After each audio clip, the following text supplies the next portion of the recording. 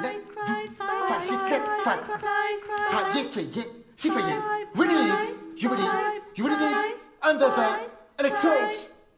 You really need electrodes under the skin. You really need electrodes under the skin.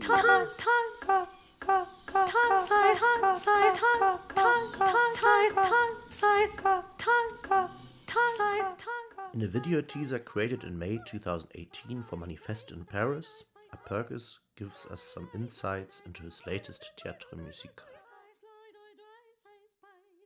Ça s'appelle Thinking Things, c'est les choses qui pensent, les choses pensantes. C'est un spectacle à travers les robots sur l'homme aussi, sur le corps humain, sur le corps qui change peu à peu parce qu'on les met des extensions, par exemple, qui se font des greffes, c'est des mi-robots, disons. C'est un peu un cauchemar, mais en même temps assez drôle, quoi, un peu à la Méliès.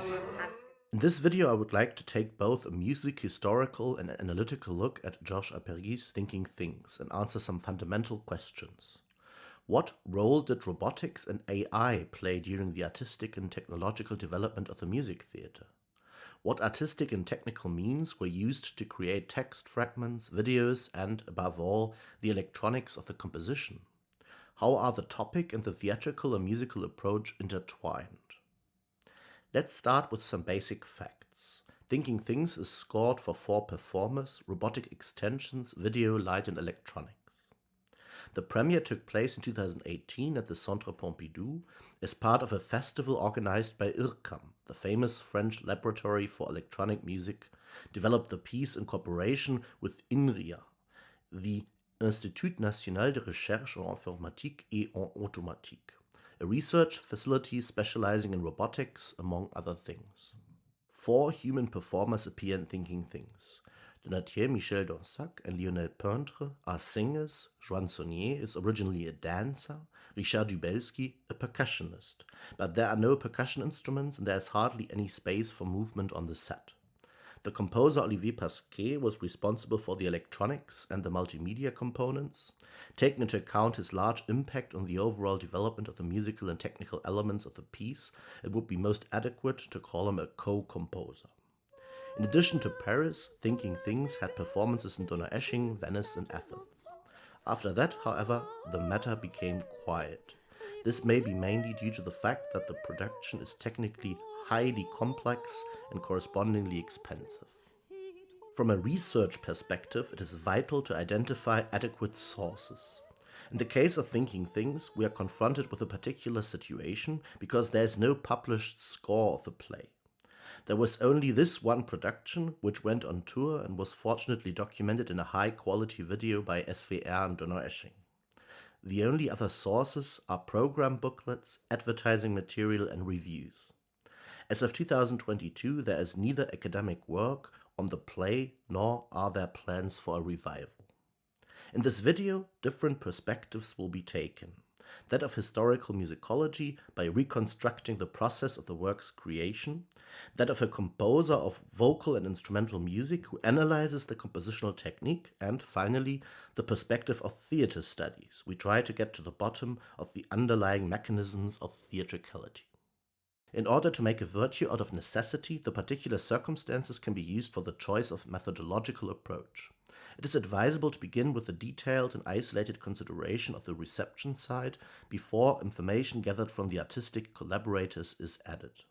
So I began with an analysis of the performance video in several steps. First an ekphrasis, which is a lively protocol of my experiences during the first viewing.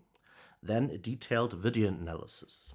The method of performative analysis, as postulated by Christian Utz, could also be useful in this context. Under the video you will find a link to an analysis where I apply this method to Carola Bauckholt's Hellhörig.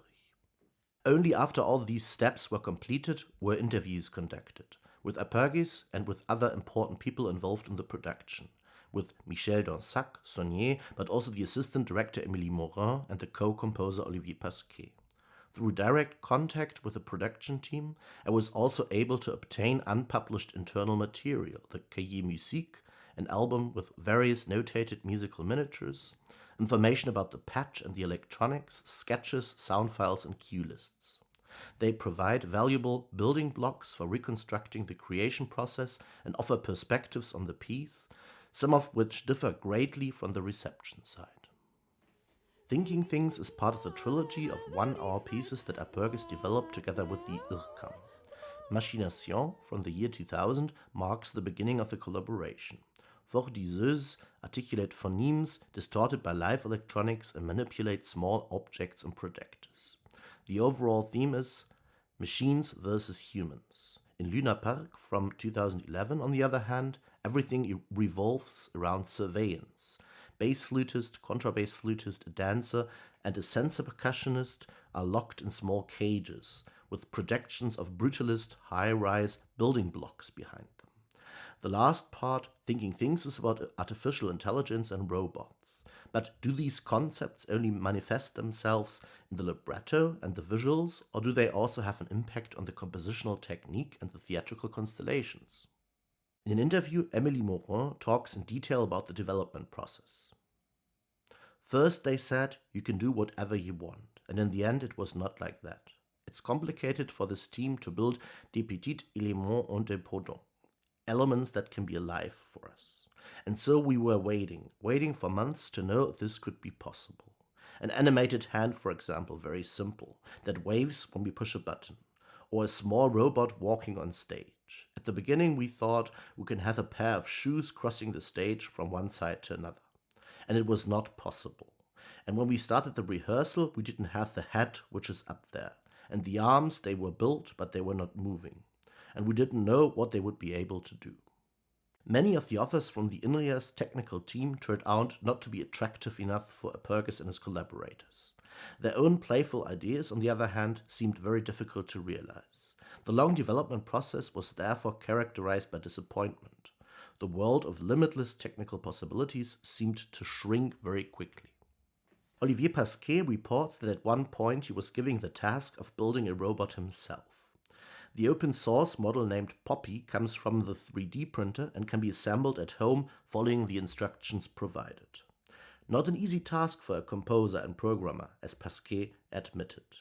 Nonetheless, what interested him about the creation process and gave the artistic team a crucial idea was the printing process itself. The 3D printer performed an extremely attractive sing-song as it worked. This is how the basic idea for the electronics came about. Pasquet programmed various patterns, had a 3D printer print into the void for 24 hours, and recorded the sounds. A huge database of sound files was created.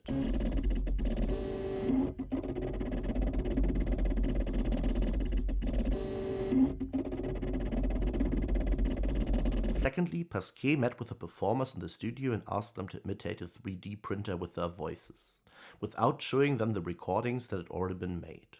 Using concatenative synthesis, Pasquet was then able to identify similarities between the vocal and the printer sound files, which enabled him to create singing printers and printing voices. On the musical character level, the voices actually become machines, while the articulation of the machines takes on human characteristics. System access allows the operator to intervene and alter the system's operation. System access allows the operator to intervene and alter the system's operation. Let us now move from the production side to the reception side. The theatrical constellation in the scene, shown in the following sequence, could be seen as paradigmatic for the relationship between humans and robots in thinking things.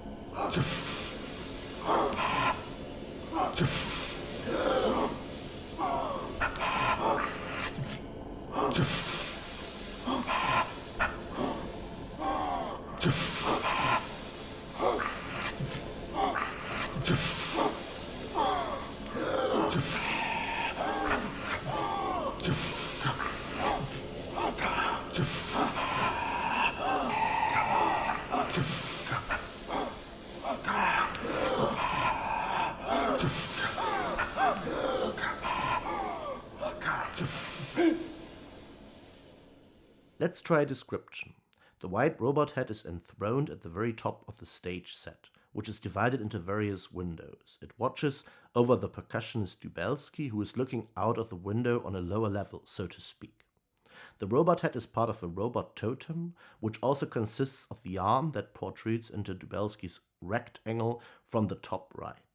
Dubelski himself is only shown in sections. We only see his head, which is equipped with sensors, his upper body, and his hands. He looks around searching and interacts with the robot's head and arm. It remains unclear whether he is following the machine or giving it instructions.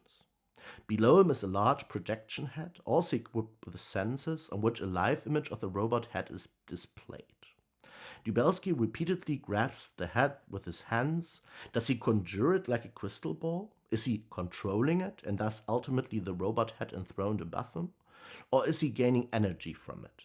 Do we see a human becoming a robot, or is he transferring human traits to a machine? The production of the sounds also remains in a state of limbo. Dubelski triggers various breathing noises with the sensors on his head. He supplements them with similar sounds produced live.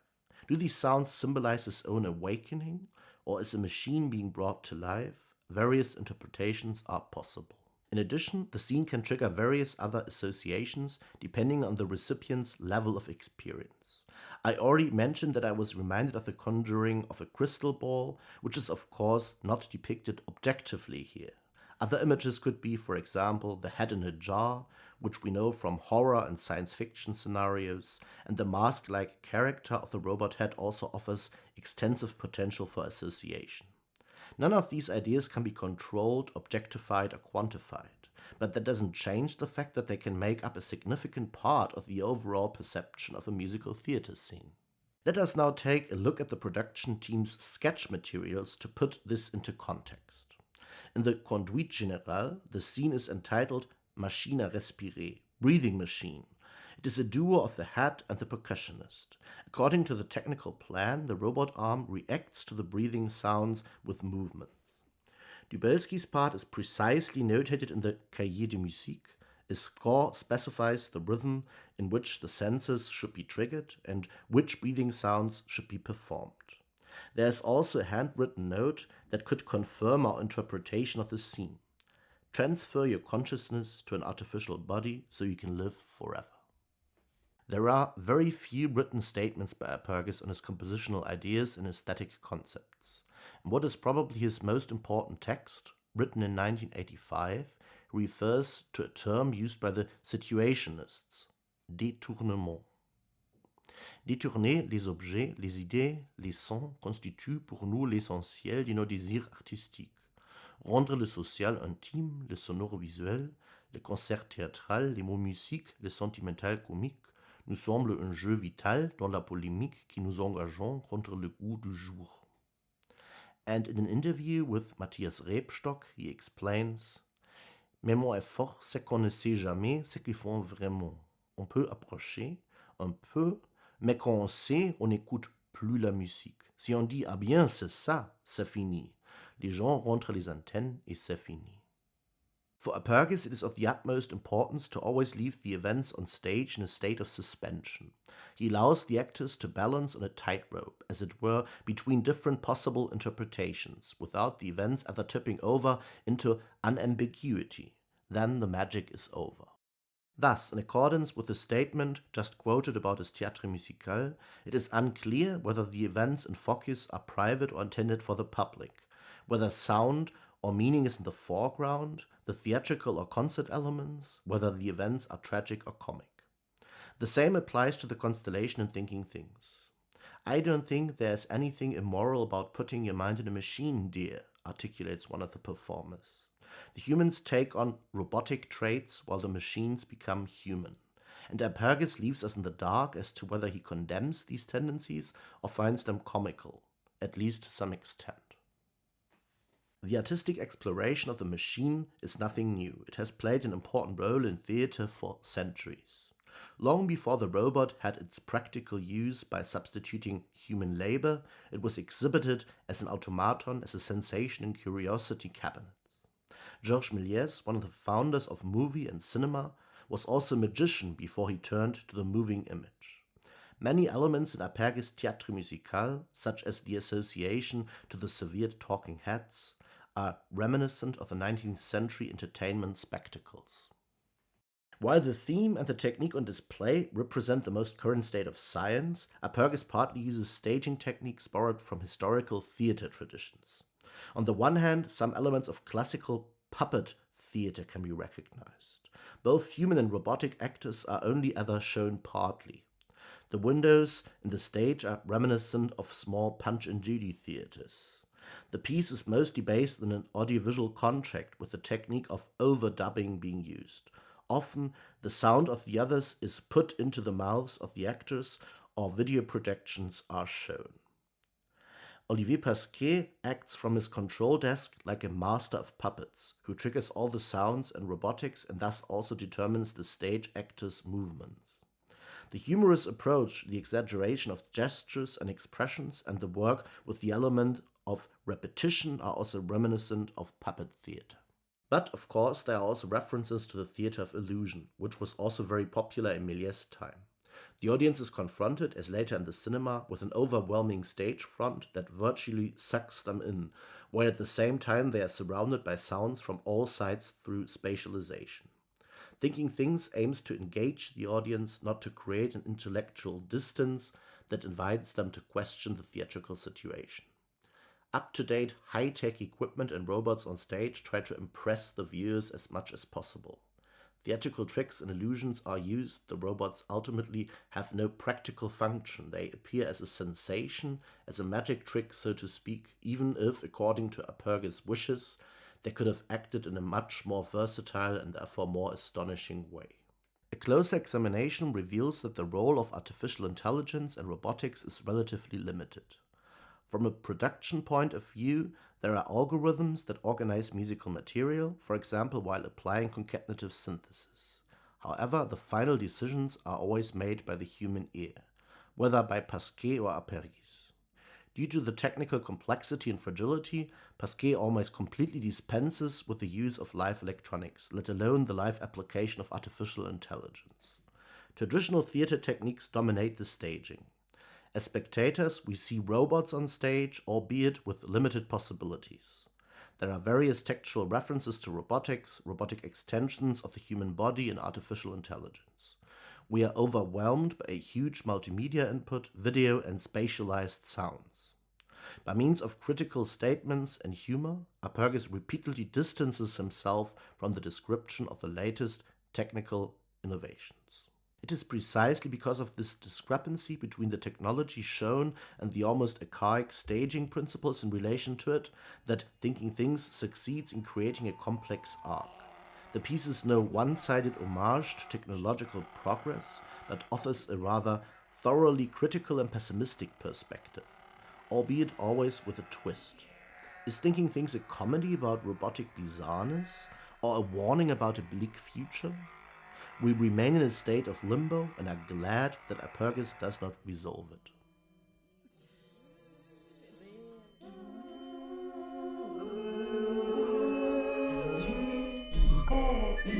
It's not really perfect.